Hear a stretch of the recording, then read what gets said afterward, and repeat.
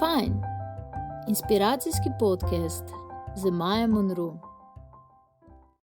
Pozdravljeni, dragi poslušalci Fajn podcasta. Spet smo tukaj, čeprav je epidemija preklicana, pa vseeno se javljamo še vedno online preko video klica. In danes je z mano spet en zelo zanimiv poseben gost, stand-up komik, sveže pečen očka in istočasno ustanovitelj edinega stand-up festivala v Sloveniji. Soustanovitelj, sooče, tako da dvojni oče na nek način, ne? Tin Vodopivec, pozdravljen. Ja, živijo. Dobro jutro, dober dan, dober večer. Sveže pečen očka, kako se držiš? Super se držim, super. Fajn je. Povej, mogoče zdaj več priložnosti za kreativo. Jaz vem, da pač mali otrok prinese kar veliko novega materiala, ampak istočasno pa vzame tudi veliko energije in časa. Ja, veliko materijala, ampak bolj malo časa za procesiranje tega materijala. V bistvu se to hitro dogaja, da si sploh nimam časa niti sproti zapisovati. Je pa, zanj sem prebral nekaj, da je težko biti ful ustvarjalen med tem, ko podiraš kupček. Ker si ful, da ti tam pa nekaj joka in ti pove, čakaj, sam imam eno ful dobro idejo, malo zdaj počakaj z jokanjem, ampak je tako ful prijetno in ljudi danes, tako, ko ga gledaš, pa se kar malo zjokaš vsake tok časa. Je ful tak Od sreče in od žalosti hkrati. Ti si v bistvu aktiven že od 2006, si v bistvu en prvih, ki so stand-up komedijo na nek način tudi postavljali na noge v Slovenijo oziroma jo pripeljali v Slovenijo. In od takrat dalje si res v bistvu dodelal nek ta svoj karierni profil oziroma stand-up profil. Si tudi en najbolj uspešnih stand-up komikov v Sloveniji, vsako leto pripraviš svojo predstavo, zdaj jih je bilo že 5. In vmes je tudi ta projekt 777, ne, ki pač je meni res zelo fascinanten, pa verjamem, da tudi našim poslušalcem, za tisti, ki še ga pa niste slišali, pa gre za to, da je Tin v 7 jezikih, v 7 državah in v 7 dneh nastopal v stand-upu. Tin, je to nadpovprečni dosežek in norost hkrati, oziroma kako bi ti to, kako je sploh prišlo do tega? Ja, to je izključno nadpovprečen dosežek. Ne, se je bil kar povprečen dosežek, ampak nadpovprečnega truda. Moj trud je bil precejšen, pa rezultat je bil okej. To mislim predvsem iz tega vidika, da smo res se ful potrudili, da smo vse to speljali, ker bo treba iti vsak dan v drugo mesto, pa že sam to zrihtati na stop v vsakem mestu je bil kar zalogaj. Še posebej, kakšni ljudje so tako malo, ja, poklič me en teden prej. In ti si tako, moramo karte rezervirati, avionske, bla. Tako da tukaj iz tega vidika je bilo kar veliko dela. Je bila pa to neka moja želja, ki sem jo nosil v srcu kar nekaj let in tako tuhto, kako bi to speljal in iskal načine, resurse.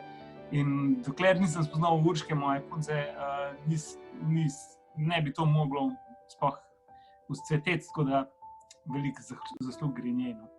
Pa seveda je strokovni šoli, ki mi je pomagala, pa tudi vsem ljudem, ki sem jih spoznal, pa skoristil vse možne veze pa usluge. No?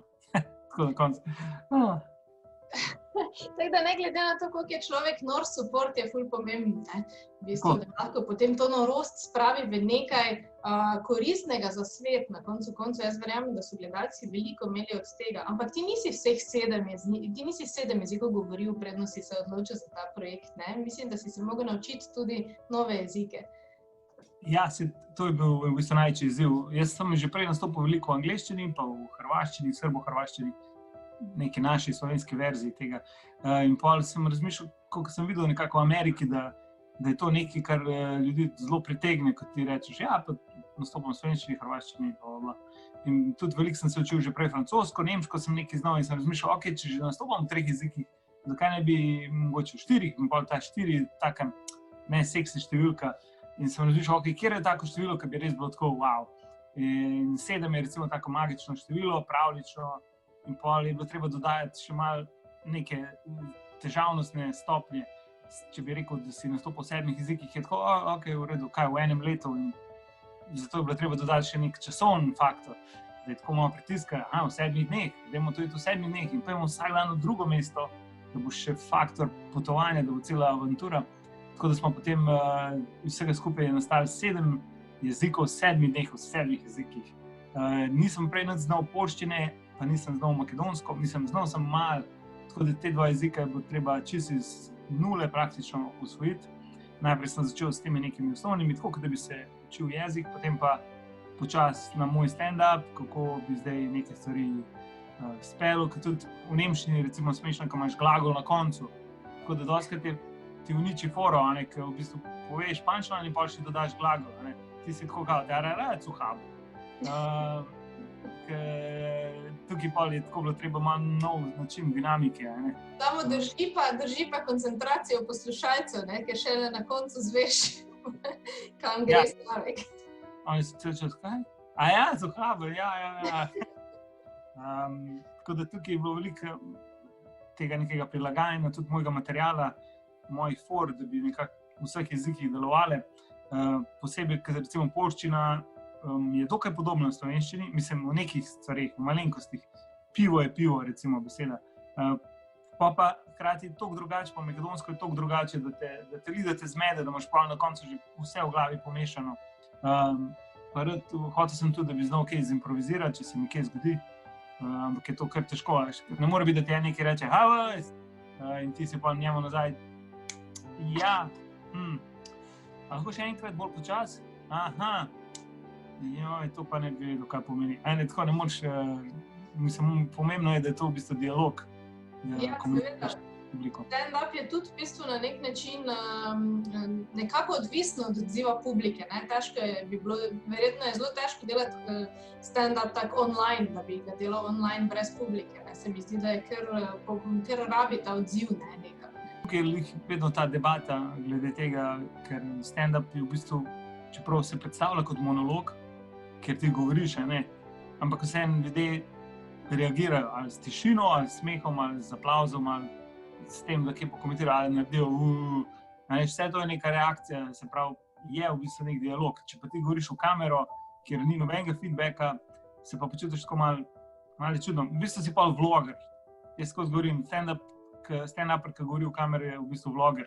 Ni razlike, se potem pač delaš videe, ki so zabavni. Sicer še vedno je to tudi neke oblike komedija, ampak ni toliko stand-up prav.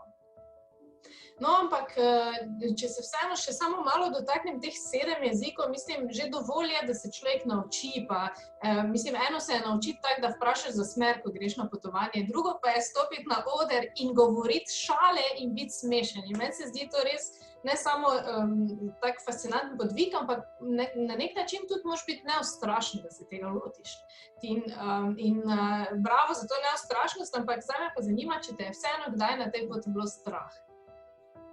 Ja, bolj kot neustrašen, bolj moraš biti nor, mogoče, ali pa ko bi rekel, toliko presmojen, da te ni strah tega neuspeha. Mislim, ni me bilo toliko strah, kot sem bil sam živčen. Živčen iz tega vidika, da bi vse se išlo. Najbolj me je bilo strah, da bomo zamudili kakšen avion, pa se pol vse podre. Pa strah mi je bilo, da bom, kar zamešal, da bom kar vse pozabil, kar sem se naučil. Zato sem še tam vsako priložnost možno izkoristil za ponavljanje jezika. Ampak pa je spet problem, ker ne moreš niti ponavljati, ker sploh ne veš, kaj bi ponavljal. Danes bo ponavljal francoščino, ampak zvečer imam pa nastop po nemščini. Tako da brez veze pusti to francoščino. Si mogel v bistvu, tako kot bi v šoli rekel, treba se sproti učiti, ne zadnji dan. Tako da je bilo veliko dela že tega me je bilo strah, samo da ne bom zadnji dan imel vse na grbi. Je pa res, da tudi sami pol nastopi, recimo v Parizu, v Franciji, sem nastopil skupaj s svojim idolom, bi rekel skoraj da ne, ko sem začenjal, je bil on en tak moj skrivni mentor, sem razmišljal, kako je on pelil svoj life, svojo kariero. Eddie Izzard, to je en angleški komik, ki je tudi nastopil v francoščini. In tukaj sem imel čast, v bistvu priložnost, da sem nastopil kot njegova predskupina, da sem predčlovek. In tukaj je bil ta pritisk, ki je bil tako, ok, pa je tam njegova menedžerka, pa on, me gleda, me posluša in tle moram res se izkazati. In potem sem na Poljskem, v Varšavi, en dan prej pozabil rekelc, pa jakno, pa vse sem pozabil v Mari. Tako da sem prišel tja v Pariz in sem tako, ne, nimam nič za obleč dejansko. In potem sem imel kar eno majico, pa še eno majico čez. Pa že to tako malo vrže iz ritma, ni tako, kot sem si zamislil. Sam pol, ki mi je najavil, on je tako na začetku povedal iz offa, nekako, danes je z nami en tip iz Slovenije, ki nastopa danes že v 6. jeziku, ker to je bil že zadnji dan pred Slovenijo. In pol sem kar pozabil na vse in sem sam pičil v svoj stand-up. In je bilo ful dobro, vsaj meni se je zdel ful dobro. Pa pol Eddie je bil tako malo jezen, kao, zakaj ti tako dobro znaš francosko? Ko on je pa improviziral vse v francoščini in je bilo tudi ful zanimivo ga opazovati, ker v bistvu ne zna tako dobro francosko, ampak hkrati improvizirati, to pa je volja, pa ta moč. Ne? Tako da je bil res je bilo ful dobra izkušnja in potem smo šli še z Eddieom na večerjo, pa nam je tako razlagal, znam, če bi Bill Gates prišel gledati mojo predstavo, si prebral review knjige moje od Bill Gatesa, no, daj preber, pa mi dati svoj telefon. Zdaj tam sem se počutil res tako nadrealistično, da sem zdaj sred Pariza na eni ladji z Eddie Izzardom in berem recenzijo njegove knjige od Bill Gatesa, tako res čisto noro. Ampak to se mi zdi, glih to, ko zdaj tako pripoveduješ, ne? Mogo si biti nor, da te je pripeljalo življenje do te priložnosti, oziroma da se ti je pol res zgodilo. Dostikrat ljudje pač ne upamo narediti koraka, vemo, da imamo v sebi nek drive, ampak smo torej prepametni, da naš razum nam mogoče postavlja neke ovire. Ne? Zdaj pa nasplošno biti stand-up komik v Sloveniji je kar izziv, verjetno tudi drugje, ampak mogoče v Sloveniji še bolj. Ti si sicer to delno rešil ravno z znanjem teh jezikov, tako da nimaš ovir, da greš tudi ven nastopati, ampak sigurno so tudi te neke nesigurnosti. Mislim, eno je zjutraj vstati v službo za 8 ur, pa zaslužiti vsaki mesec plačo, drugo pa je v bistvu tudi zdaj, ko imaš družino, ne, vse to vzdrževati po tej poti. Povej mi, kako ti to handlaš v sebi, te mogoče borbe, ki nastajajo? Ja, borbe. Zdaj, žena je trenutno Urška je na porodniški, tako da free money. Ne, ampak prej, ko si omenila to, da v bistvu so ljudje prepametni, res v bistvu velikokrat preveč razmišljamo o stvarih, pa tako bi radi, da je vse perfect, ko bom pa res, ko mi odsajt, ko bo to, ko se bo vse išlo, ko bo res perfect, pa bom pa naredil to svojo idejo, ki jo imam. In tukaj dostikrat v bistvu se ne zgodi, ker nikoli ni pravi čas.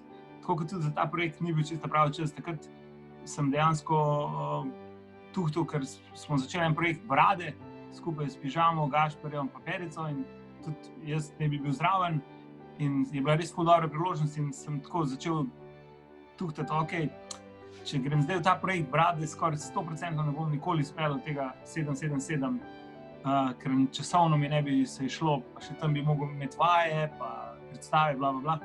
In pol je bila ta dilema zdaj, sprejeti en tak projekt, ki bi mi prinesel tudi neke finančne, sigurno prednosti, pa veliko predstav, pa dobra družba, pa vse to, dokaj easy, tako easy ride. Po drugi strani pa nekaj, kar si želim, pa je ful težko.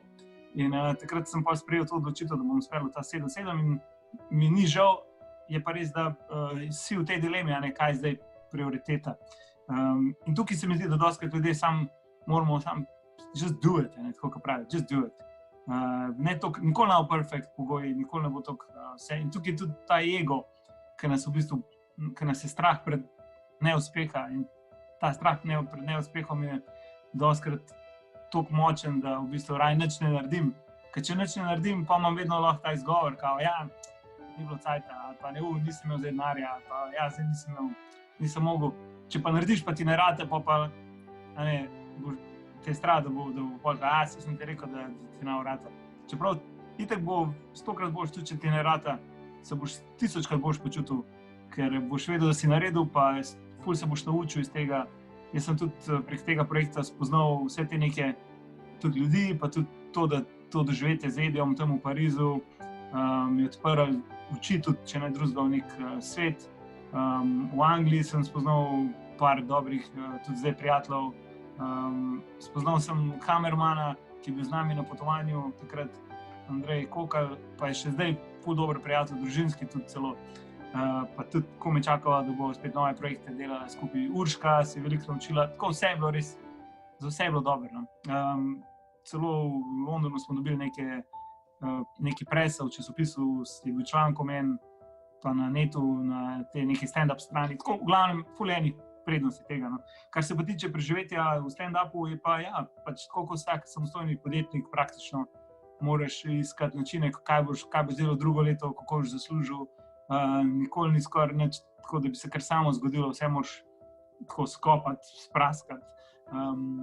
In zato je pač pomembno, da imaš neko idejo, kako skozi graditi naprej, kaj delati, kje iskati še neke poslovne modele. Jaz dosti gledam, kaj delajo DJ-ji, kaj delajo muzičari, kaj delajo kiparji, kako oni preživijo, kako preživiš, če si kipar, razen tega, da imaš neke državne verjetno pomoči. Ampak ja, je borba, ampak vse tudi, če prodajaš ventilčke, moraš razmišljati, okej, kaj pa če čez en let ljudje ne bojo rabili več teh ventilčkov, kam pa pola, ne? Tako da je skozi. Ja. Sej, sploh se mi zdi ta situacija za to epidemijo nas je dosti naučila o tem, kako v bistvu moraš biti skozi neki pripravljenosti zamenjati ali pa se prilagoditi hitro. Ja. In kljub temu, da je to borba, ne, te nekako ostajaš v tem, te pritegnejo pač neke stvari, še posebej sumim na ta odličen občutek, ki tega oder da in publika, ko dobiš feedback. Ne. Tvoja zadnja predstava je 5. element in mislim, da z 5. elementom misliš prav to, ta energy, če se ne motim, ne, ki ga v bistvu lahko ustvariš. Ja, res je, ker to, ko si enkrat tako v nekem prostoru, kjer se zberejo isto misleči ljudje, a ne, to si ponovno predstavljaš tisti, ki so te prišli gledati.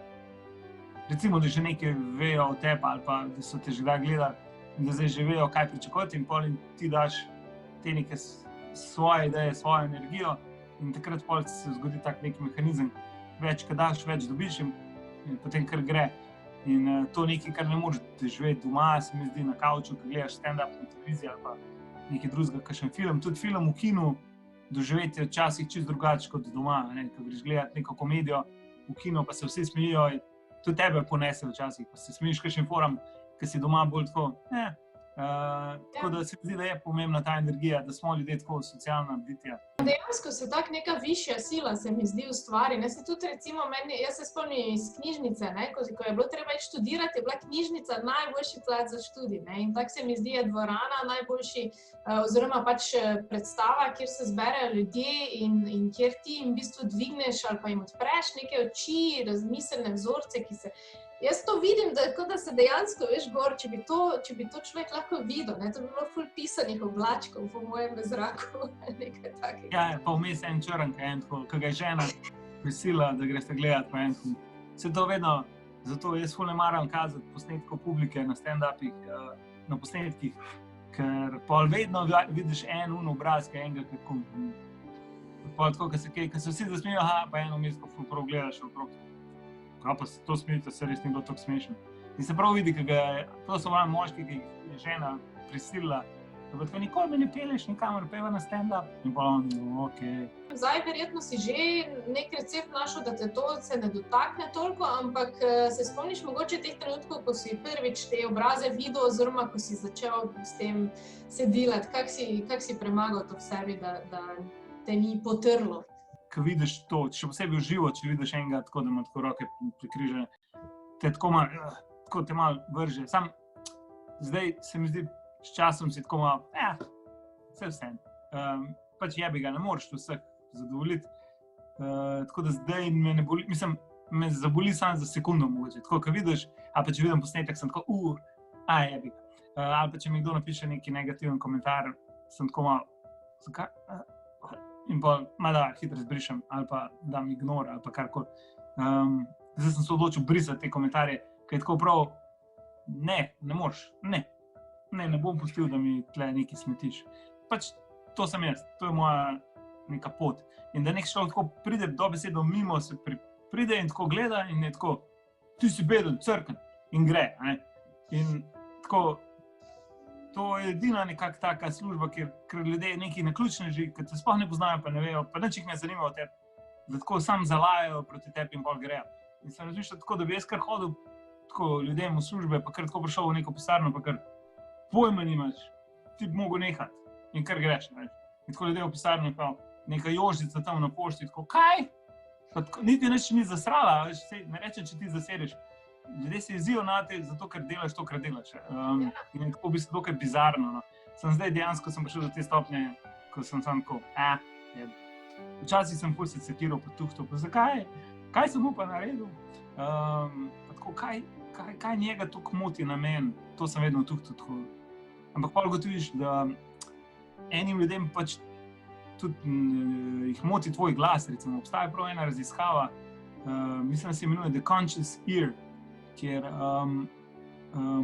ti v bistvu dejansko imaš neke frekvence, ki te motijo. Tako da recimo zato enim ljudem neka glasba ni všeč, ker jim že tako po defaultu ta frekvenca glasu recimo ni všeč. Tako da ti ne moreš nič narediti, se pravi, to je že tako naravno, genetsko. Ja, ampak na nek način je pomembno tudi, kako predajamo to našim naslednikom, torej našim otrokom, ne, če bi nekako bili ti ljudje, ki ponavadi te takšne komentarje dajo, s sabo nosijo neke bolečine, te bolečine vsi vemo, danes že da izvirajo običajno že iz družinskih časov, iz otroških časov. In mogoče za konec najnega podcasta me zanima ti, ko si zdaj očka, imaš sina in kaj mu želiš predati, kaj želiš v bistvu, da odnese, na kak način naj odraste? Ja, zdaj, rad bi, da je profesionalni športnik, pa da me nas preživlja pol. Ja. Danes so se z enim prijateljem pogovarjali, rekel tako, še 7 let pa ga pošljemo v Real Madrid. Tako je šel Dončić že, ne vem, koliko je star 10. Jaz sem zdaj že razmišljal, lahko bi kaj potržil, kaj je dosti luškan tak, lahko bi dal kakšno reklamo za Pampersa, pa kaj. Da že kaj zasluži, to kaj enih stroškov prenaša. Ne, drugače pa težko je danes v tem svetu, ko vidim nečakinja, recimo je malo odvisna od telefona, pa je zdaj prav odvaja, tako kot je odvaja od heroincev. Pa tako, to je ta svet rado tako malo čuden. Mislim, vse bi že prej čuden, ampak verjetno za vsako generacijo je na novo čuden. Pred 100 leti so bili tako čuden, ker neke ladje vozijo, pa kar folk ima avte. Zdaj pa se moramo na to novo realnost prilagajati. Tako da jaz bi sam rad, da bi moj sin bil tak, če si vljuden, da si prijazen, da si spoštljiv do ljudi, no, to hkrati samozavest, pa to neka moč, da lahko se lotiš vseh izzivov brez strahu. No. Jaz recimo nisem imel tega občutka, da če padeš nazaj, da je zadaj ena mreža. Pa se mi zdi, da je to ful pomembno. No. Moja neka ta je bila vedno to, da sem se gnal, pa tako da nisem niti gledal nazaj, ampak skozi naprej gremo, kopli, kaj en hrček sem kopil. Medtem, ko vidim velikrat tako, če imaš to neko samozavest, da lahko padeš nazaj v mrežo, te to lahko ful reši. In tako so recimo vsi Michael Jordan, Kobe Bryant, vsi te neki, bi rekel, veliki, uspešni ljudje, kar se tiče nekega športa, recimo, se mi zdi, so imeli to podporo doma, da so si upali iti in to bi rad sinu dal, recimo. Pa da je še hkrati dober človek, ful težko, ne vem, ko bo to ratalo, mogoče kakšen enkrat parkrat ga bo treba poriti. Ne vem, to vse. Ja, ne, starševstvo je kar izziv, ampak na koncu je vedno pomembno, da si ti v redu in da mu na tak način daš najboljši vzor po mojem. Res je. No, Tin, hvala ti za tvoj čas danes, poslovila se bova od naših gledalcev, hvala, da ste bili z nami, v bistvu odnesite v srcu danes to sporočilo od Tina, se pravi, upajte si, bodite nori, naredite, vedno se splača, tudi če ne uspe, dobiš nekaj, nikoli ne zgubiš.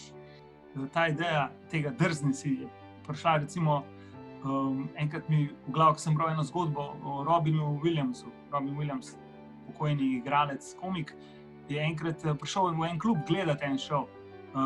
In je en tip nastopil neki, ne govoril neki fore in nekdo se mu je zadrl neki sledce in on je bil tako kao, ok, in pa še tako, ja, sledce, in folk je kar začel, ja, sledce. In tako on, ok, in tako nekaj začne si odpenjati, tako jakno, pa nekaj začne se tlačiti. In v enem trenutku se folk ful smeji. In on tako pogleda zraven in stoji na odru Robin Williams sam v gatah, na odru in tako, tara. In sem prav tako, res, res prav uno drzni si, prav tako, ko je slišal to, ni razmišljal sam, slejko se je bom na oder. In zaradi tega je bil tudi tak car, ker pač ni preveč overthinkal, sam piči, just do it. Tako da se mi zdi, da je tudi res taka dobra prispodoba za ta drzni si. Torej, drznite si in just do it in ostanite z nami še naprej v Fine podcastih. Tin, hvala ti, lepo bod, drži se. Adijo. Čau. Če ste se imeli fajn in želite še več inspirativnih podcastov, se ne pozabite naročiti na naš YouTube kanal, lajkati našo Facebook stran in slediti Fajn zgodbi na Instagramu. Bodite fajn, vsak trenutek v dnevu.